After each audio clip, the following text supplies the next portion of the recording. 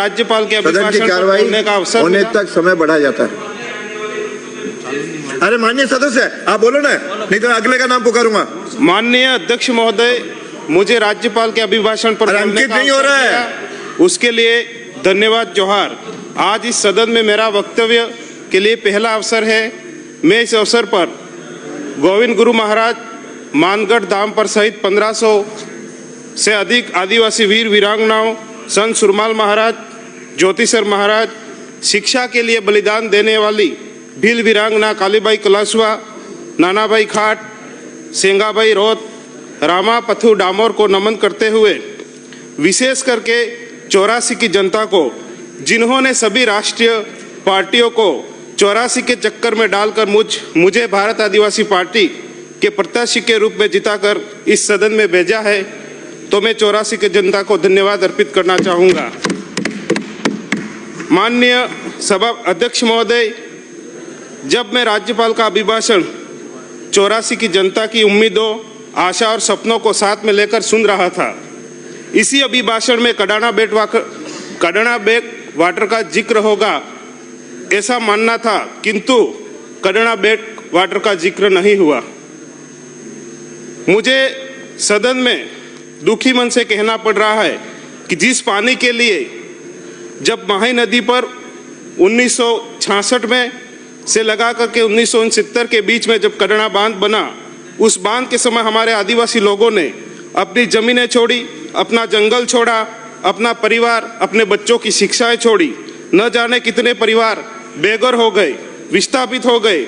इसमें से कुछ एक को जमीनें और मुआवजा मिला और कुछ एक को मुआवजा और जमीनें नहीं मिली।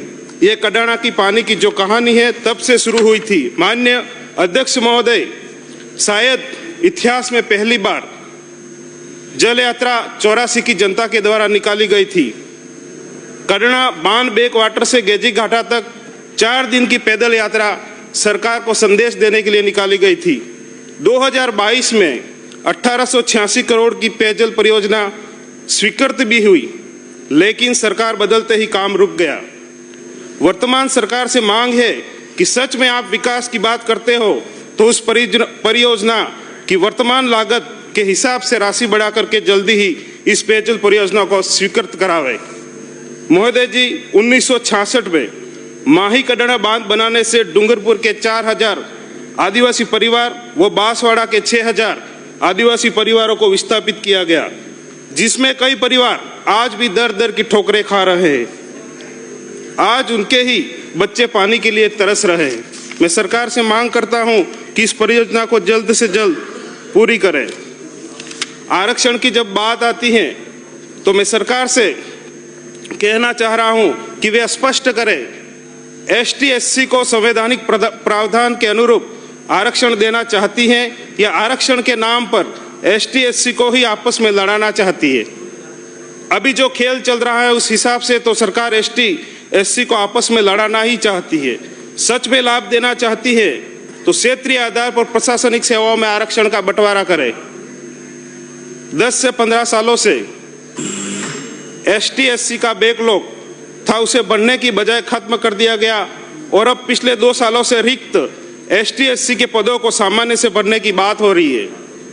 एक तरफ सरकार ने एसटी एससी के लिए 35% व 40% की बाध्यता रखी है, फिर कमजोर वर्ग का बच्चा कैसे पात्र होगा?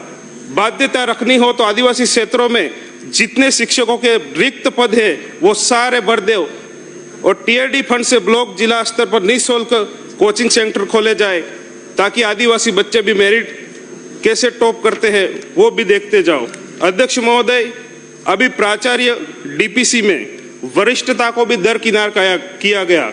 आरक्षित वर्ग के वरिष्ठ अभ्यर्थियों के स्थान पर सामान्य वर्ग के कनिष्ठ अभ्यर्थियों का चयन किया गया। डूंगरपुर जिले में कुल 617 सीनियर सेकेंडरी विद्यालय हैं, उसमें से 3188 कक्षा कक्ष है। वर्तमान में 2219 कक्षा कक्षों में कक्षाएं संचालित हो रही हैं, किंतु एक क्लास में वर्तमान में भी 3-3 क्लासों के बच्चों को पढ़ा करके शिक्षक पढ़ा रहे हैं। ये स्थिति बहुत ही गंभीर है दक्षिणी राजस्थान की। वर्तमान में व्याख्याताओं के भी वहां पर 70% पद रिक्त हैं। हमारे डूंगरपुर का सबसे बड़ा कॉलेज जहां 7,000 बच्चों पर सिर्फ 13 व्याख्याता है और तकरीबन 22 के आसपास कमरे हैं और उसमें से 13 में से भी 3 व्याख्याता डेपुटेशन पर हैं। हम चाहते हैं कि टीआरडी का अधिकांश बजट शिक्षा पर खर्च किया जाए क्योंकि भारत का भविष्य विद्या के मंदिरों में पलते हैं। माननीय सभापति महोदय, जलदाय विभाग में पिछले कई वर्षों से तकनीकी कर्मचारियों की भर्ती नहीं हुई है। पिछले सत्र में मंत्री महोदय ने कहा था कि हम जल्दी ही तकनीकी कर्मचारियों की भर्ती जारी करेंगे। विभागीय जानकारी के अनुसार जलदाय विभाग में लगभग 10,000 के करीब तकनीकी कर्मचारियों के पद खाली पड़े हैं। एक तरफ सरकार जल योजना मिशन की तारीफ कर रही है, तो बताएं बिना तकनीकी कर्मचारियों सफलतापूर्वक सही। आपका 4 मिनट के 6 मिनट हो गया। धन्यवाद अध्यक्ष महोदय। आपने महामहिम के अभिभाषण पर मुझे